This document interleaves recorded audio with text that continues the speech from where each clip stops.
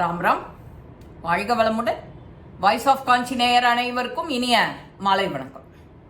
ஸ்ருதி ஸ்மிருதி புராணானாம் ஆலயம் கருணாலயம் நமாமி பகவத் பாத சங்கரம் லோகசங்கரம். இன்னைக்கு பெரியவா ஜெயந்தியை முன்னிட்டு ஒரு வாரம் பெரியவா அனுபவங்கள் தான்.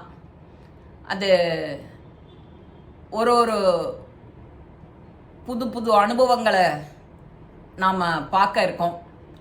அந்த வகையில் ஸ்ரீ பெரியவா திருப்பதியில் வாசம். திருப்பதியில் பெருமாளாவே காட்சி தரா. அந்த மாதிரி சித்தூரில் அவர் இருந்த சமயம் சீதாராமதாஸ்னு ஒருத்தர், அந்த ஊர் கலெக்டர், பொது நலமாக ஸ்ரீ பெரியவாலை வந்து ஒரு பிரச்சனைக்காக பார்க்குறார்.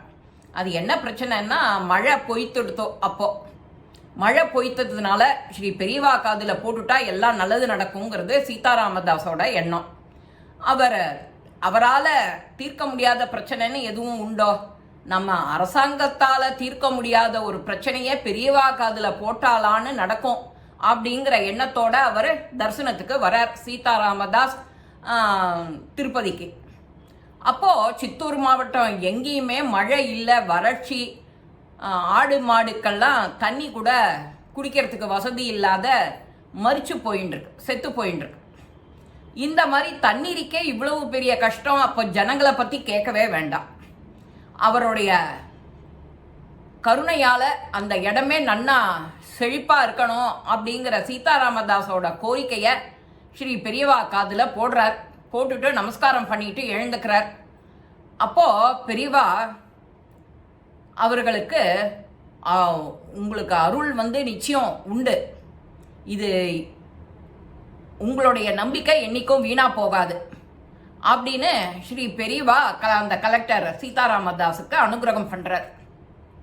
கருணாமூர்த்தி இல்லையா, அதை காதில் போட்டுட்டோங்கிற தைரியத்தில் இவரும் கிளம்புறார். நமஸ்காரம் பண்ணிட்டு பிரசாதம் வாங்கிட்டு கிளம்புறார். கொஞ்சம் தூரம் காரு திரும்ப சித்தூர் நோக்கி போகும்போதே பெரியவா கட்டளைக்கு விரைந்து செயல்படுற மாதிரி அந்த மேக மூட்டம் கொஞ்சம் கொஞ்சமாக அப்படியே ஃபார்ம் ஆகி கொஞ்சம் கரு மேகமாக ஆகி தூத்தல் 1-2 அப்படியே போட்டுருக்கு. இவர் ஊர் போய் சேர்றதுக்குள்ளர பெரும் வெள்ளமாக எடுத்து கார் கூட வேகமாக போக முடியலை, அந்த அளவுக்கு மழை தண்ணி. அந்த நாம் சொல்லியிருக்கிறது யாரு? மகாதேவன். சாக்ஷாத் மகாதேவன் காதில் கருணாமூர்த்தி கிட்ட போட்டாச்சு. அந்த தண்ணீர் பஞ்சத்தில் அந்த மாவட்டமே அந்த தண்ணீர் கஷ்டத்துலேருந்து தீர்ந்து சந்தோஷமாக இருந்தது. ஆனால் பெரியவா கிட்ட தான் சொன்னதுனால இது மழை பொய்ந்திருக்கும் அப்படின்னு அவருக்கு நினைக்க தோணலை. இது எல்லாமே எதேர்ச்சியாக நடந்த மாதிரி அவருக்கு தோன்றது.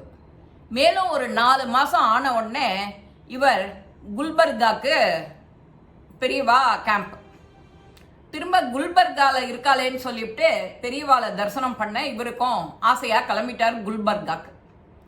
குல்பர்கா கிளம்பின உடனே பெரியவா மழை பெஞ்சுதோ போன உடனேயுமே அப்படின்னு அவர் கேட்டு திக்குமுக்காட விட்டுட்டார். ஏதோ இயற்கையாக பெய்யறது அப்படின்னு நான் நினச்சிட்டு இருந்தேன். பட் பெரியவாளே மழை பெஞ்சுதோ அப்படின்னு கேட்டு என்னை அசத்திட்டா. இது எல்லாம் பெரியவா கிருபா கடாட்சம் இல்லாத வேற என்னவா இருக்க முடியும்? நான் தான் மகாதேவன், சர்வேஸ்வரன், பரமேஸ்வரன், பெருமாள், எல்லார் காதுலையும் கேட்குற மாதிரி தானே சொல்லிட்டு வந்தேன். பெரியவா காதில் போட்டாச்சுன்னா அது நிறைவேறிடுங்கிற அர்த்தம் தானே அப்படின்னு அவர் சந்தோஷமாக நினச்சிண்டு, இப்போ நீ எந்த மாதிரி இதை கேட்குறதுக்கு வந்திருக்க, பிரச்சனைய சொந்த பிரச்சனையா பொது பிரச்சனையா அப்படின்னு கேட்குற மாதிரி கேட்குறாளாம் அந்த சீதாராமதாஸ்.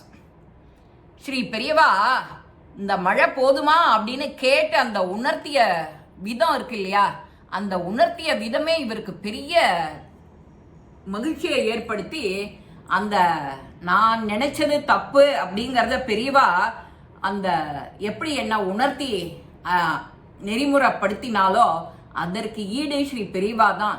பெரியவா காதில் போட்டதுனால மட்டும்தான் அன்னைக்கு அந்த மழை அப்படின்னு அவரும் நம்பிக்கையா தீர்மானத்தோட வந்துட்டு நான் நினைச்சது தப்பு அப்படின்னு பெரியவா கிட்ட திரும்பவும் மானசீகமாக சொல்லிட்டு நமஸ்காரம் பண்ணிவிட்டு அவர் விரைஞ்சு வராராம் கலெக்டர். ஸ்ரீ பெரியவாளுக்கோ தெரியாதா என்ன, 3 முக்காலமும் உணர்ந்த இவராச்சே, அடுத்தது இவர் என்ன நினைக்கிறாருன்னு தெரியாமையா போயிடும். சாட்சாத் பரமேஸ்வரன் இல்லையா, அந்த பரமேஸ்வரனால தீர்க்க முடியாத பிரச்சனை ஏதானு உண்டா உலகத்துல? கிடையவே கிடையாது. நாம சாதாரண மனுஷா, அவர் சொல்றத நாம கேட்கணுமா வேண்டாமா? கண்டிப்பா கேட்கணும். இதுல ஸ்ரீ பெரியவா அனுஷம், வைகாசி அனுஷம் அவருடைய ஜெயந்தி. அது வர செவ்வாய்க்கிழமை ஜூன் 10ஆம் தேதி வருது. அது அப்போ எல்லாருமா அதை சேர்ந்து ஒரு 4-5 பேரா ஒரு நாம சங்கீர்த்தனம், அகண்ட நாமா, வேத பாராயணம், ஆவகந்தி ஹோமம், அன்னதானம், யார் யாரால என்னென்ன முடியுமோ அதை எல்லாருமா சேர்ந்து செஞ்சாக்க பெரியவா எவ்வளவு சந்தோஷப்படுவா. நாமளும் அந்த சந்தோஷத்தை அவருக்காக செஞ்சுட்டு அவளோட பக்தர்களான நாம இதை கண்டிப்பா செய்யணும். இந்த ஜெயந்தி வைகாசி அனுஷத்தை நாம பூர்ணமா ஸ்ரீ பெரியவாளுடைய ஜெயந்தியா கொண்டாடணும். இந்த சீதாராமதாஸோட மழை வேண்டி பிரார்த்தனை. இப்போ நமக்கும் வெயில் ரொம்ப கடுமையா இருக்கு. அப்பப்போ வாரத்துக்கு ஒரு மழை வந்ததுன்னா நம்மளும் குளிர்ந்து சௌக்கியமா இருப்போம். அதுவும் பெரியவாளுக்கு தெரியும். எல்லாருக்கும் பிரச்சனை வராத மாதிரி செஞ்சுடுவார். இந்த பதிவு உங்க எல்லாருக்கும் பிடிச்சிருக்கும். லைக் பண்ணுங்க, ஷேர் பண்ணுங்க, பெல் பட்டனை கிளிக் பண்ணுங்க, சப்ஸ்கிரைப் பண்ணுங்க, கமெண்ட்ஸ் பாக்ஸ்ல கமெண்ட்ஸ் போடுங்க. ஸ்ரீ மகாபிரிவா திருவடிகளே சரணம். நல்லதே நடக்கும். ஆனந்தமா இருக்கும் நண்பர்களே. வாழ்க வளமுடன்.